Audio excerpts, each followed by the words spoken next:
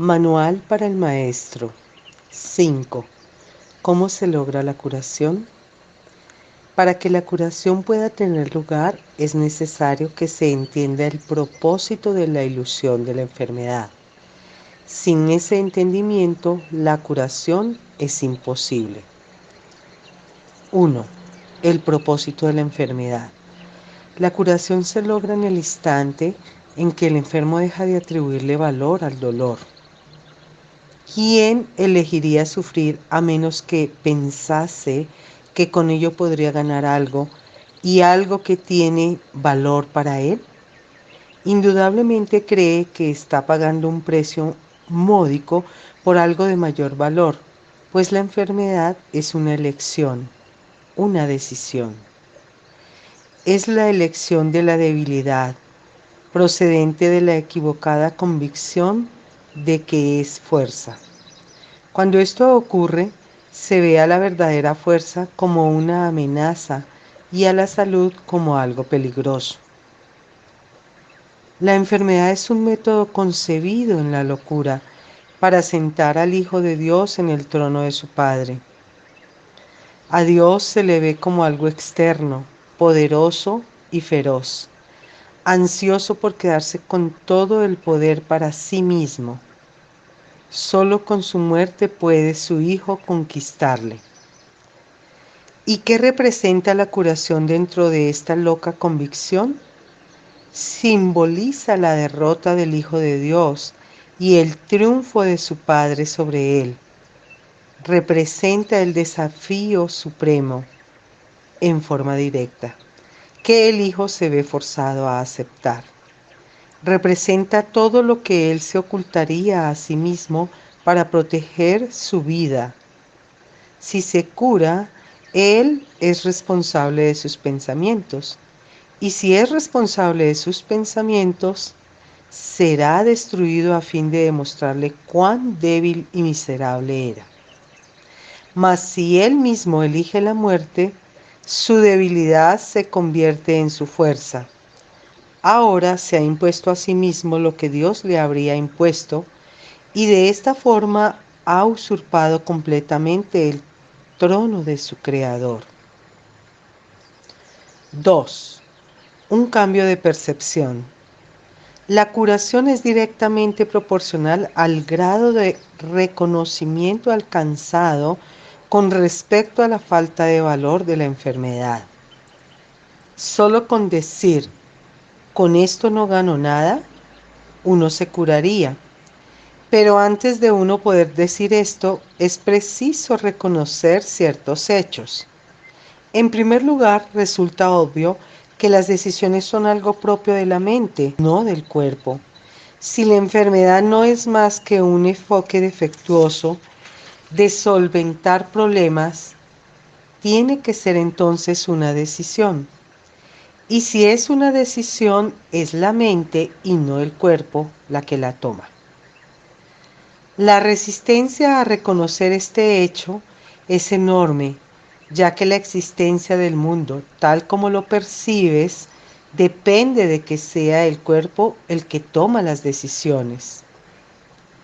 Términos tales como instintos, reflejos y otros similares representan intentos de dotar al cuerpo con motivadores no mentales. En realidad, tales términos no hacen más que enunciar o descubrir el problema, pero no lo resuelven. La base fundamental de la curación es la aceptación del hecho de que la enfermedad es una decisión que la mente ha tomado a fin de lograr un propósito para el cual se vale del cuerpo. Y esto es cierto con respecto a cualquier clase de curación. El paciente que acepta esto se recupera. Si se decide en contra de la recuperación, no sanará. ¿Quién es el médico entonces? La mente del propio paciente. El resultado acabará siendo el que él decida. Agentes especiales parecen atenderle, sin embargo, no hacen otra cosa que dar forma a su elección. Los escoge con vistas a darle forma tangible a sus deseos. Y eso es lo único que hacen. En realidad no son necesarios en absoluto. El paciente podría sencillamente levantarse sin su ayuda y decir, no tengo ninguna necesidad de esto. No hay ninguna forma de enfermedad que no se curase de inmediato. ¿Qué es lo único que se necesita para que este cambio de percepción tenga lugar? Simplemente esto, el reconocimiento de que la enfermedad es algo propio de la mente y de que no tiene nada que ver con el cuerpo. ¿Qué te cuesta este reconocimiento?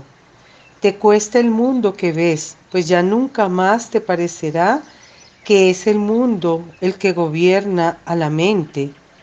Con este reconocimiento se le atribuye la responsabilidad a quien verdaderamente la tiene, no al mundo, sino a aquel que contempla el mundo y lo ve como no es. Pues ve únicamente lo que elige ver, ni más ni menos. El mundo no le hace nada, pero él pensaba que le hacía algo. Él tampoco le hacía nada al mundo, ya que estaba equivocado con respecto a lo que el mundo era. En esto radica tu liberación de la culpabilidad y de la enfermedad, pues ambas son una misma cosa. Sin embargo, para aceptar esta liberación, la insignificancia del cuerpo tiene que ser una idea aceptable. Con esta idea, el dolor desaparece para siempre, pero con esta idea desaparece también cualquier confusión acerca de la creación. ¿Cómo podría ser de otra manera? Basta con poner causa y efecto en su verdadera secuencia con respecto a algo que el aprendizaje se generalice y transforme al mundo. El valor de la transferencia de una idea verdadera no tiene límites ni final. El resultado final de esta lección es el recuerdo de Dios. ¿Qué significado tiene ahora la culpabilidad, la enfermedad, el dolor, los desastres y todos los sufrimientos? Al no tener ningún propósito, no pueden sino desaparecer. Y con ellos desaparecen también todos los efectos que parecían tener. Causa y efecto no son sino una réplica de la creación. Vistos en su verdadera perspectiva, sin distorsiones y sin miedo, restablecen el cielo. 3. La función del Maestro de Dios. Si el paciente tiene que cambiar de mentalidad para poderse curar, ¿qué puede hacer el Maestro de Dios? ¿Puede cambiar la mentalidad del paciente por él? Desde luego no. Para aquellos que ya están dispuestos a cambiar de mentalidad, la función del Maestro de Dios no es otra que la de regocijarse con ellos, pues se han convertido en maestros de Dios junto con Él. Con aquellos que no entienden lo que es la curación, no obstante, tiene una función más específica. Estos pacientes no se dan cuenta de que ellos mismos han elegido la enfermedad. Por el contrario, creen que la enfermedad los ha elegido a ellos. No tienen tampoco una mentalidad abierta al respecto. El cuerpo les dice lo que tienen que hacer y ellos obedecen. No tienen idea de cuán demente es este concepto. Solo con que lo sospecharan se curarían, pero no sospechan nada. Para ellos la separación es absolutamente real.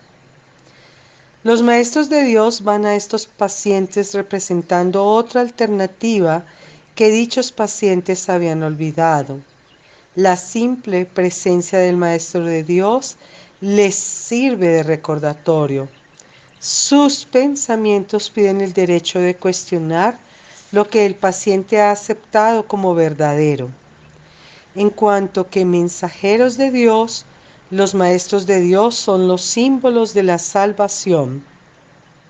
Le piden al paciente que perdone al Hijo de Dios en su nombre.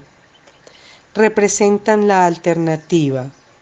Con la palabra de Dios en sus mentes, vienen como una bendición, no para curar a los enfermos, sino para recordarles que hay un remedio que Dios les ha dado ya.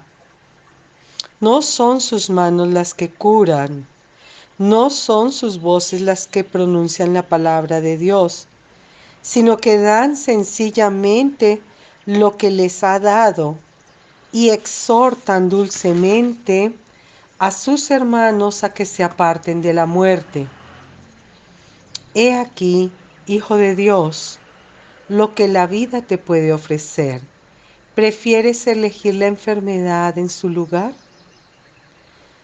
Los maestros de Dios avanzados no toman en consideración ni por un instante las formas de enfermedad en las que sus hermanos creen.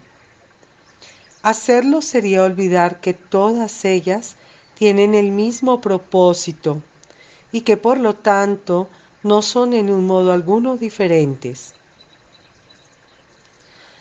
Los maestros de Dios tratan de oír la voz de Dios en ese hermano que se engaña a sí mismo hasta el punto de creer que el Hijo de Dios puede sufrir. Y le recuerdan que Él no se hizo a sí mismo y que aún es tal como Dios lo creó. Los maestros de Dios reconocen que las ilusiones no pueden tener efectos. La verdad que se encuentra en sus mentes se extiende hasta la verdad que se encuentra en las mentes de sus hermanos, y de este modo no refuerzan sus ilusiones. Así éstas se llevan ante la verdad no se lleva ante ellas, y de esta manera se disipan, no por medio de la voluntad de otro, sino por medio de la única voluntad que existe en unión consigo misma. Esta es la función de los maestros de Dios, no ver voluntad alguna separada de la suya, ni la suya separada de la de Dios. Esta es la función de los maestros de Dios, no ver voluntad alguna separada de la suya, ni la suya separada de la de Dios.